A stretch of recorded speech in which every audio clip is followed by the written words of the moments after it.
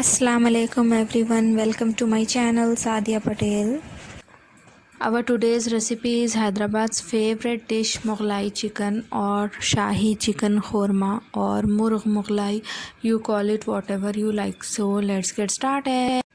Let's first check out the ingredients for our recipe. Here we have 900 grams of chicken with bone and 250 grams of yogurt or curd, 2 teaspoons of poppy seeds, 20 to 25 almonds, some cashew nuts, dry coconut, salt, chili powder, shazira or garam masala and dhania powder.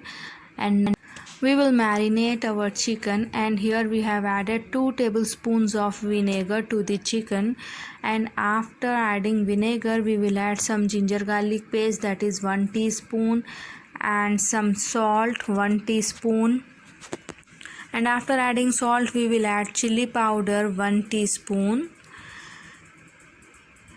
and after chili powder we will add garam masala half teaspoon, some coriander powder, that is also half teaspoon, and some turmeric nearly half teaspoon. And now we will mix all of them together, and like this we will mix it really well, and then we will keep it aside. Meanwhile we have heated up a pan, and to that we have added our almonds. We will be dry roasting our masala, almonds, poppy seeds and cashew nuts. Make sure that you don't burn the masala or the dry fruits. You need to be really careful with cashew nuts and poppy seeds especially, because they get burnt very easily. So after dry roasting them we have taken 3 large onions and we have diced them, and here in an empty vessel I am just dry roasting the onions for 2 minutes. After that I will be adding some oil, that is approximately 4 tablespoons. After adding the oil I will let it fry until it becomes golden brown, so it will take some time, so be patient at this point. And here you can see that our onion has turned to some reddish or golden brown color. Now this is the time when we have to take it out from the oil. Meanwhile we have taken a jar to mix or grind our masala, and after grinding them we have added curd to that same mixture, and after adding the curd we have added the fried onions and we have grinded them to a fine paste, and to the same oil that we have used for frying the onions we added 1 teaspoon of ginger garlic paste, and we are frying it for a while. After frying it well until the smell of ginger garlic paste goes away, we will add the marinated chicken to the oil like I am doing here.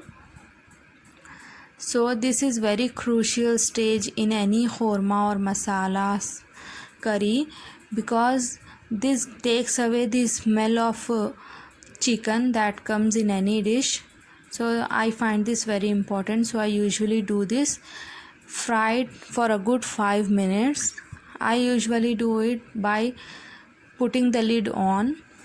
Make sure you do not over swirl the masala or the chicken, otherwise the chicken will leave the bones and it doesn't look good. And after 5 minutes are over, I am adding the grinded masala paste and curd and onion to our chicken masala, and then I will mix it really well. This is the easiest way that I am showing you here. There are many other ways like frying the masalas separately and the chicken separately, and then mixing all of them together, then adding curd and onions, and I find it quite difficult and time taking, so I do it in this way. I try and manage to make out some easy and quick recipes for you all.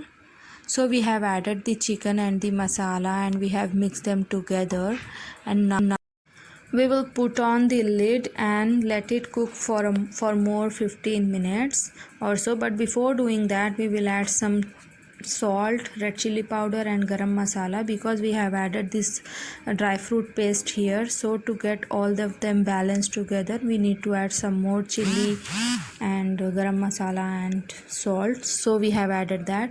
Give it a good mix so that everything gets mixed together.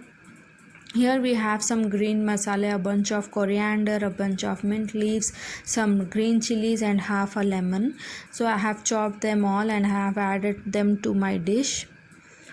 So be mindful of adding the lemon here, because we have added vinegar before. If you add more than 2 teaspoons of lemon, then your dish will become sour and it won't taste good. So you have to be mindful and add a very little amount of it. We will add some water to the dish and we will cover it and cook for a good 15 minutes on low to medium flame, because the raw smell of masalas has to be gone. So after 15 minutes you can see that it has been cooked and the oil gets separated from the korma. And tada, it's done. I have served it with homemade chapatis or parathas.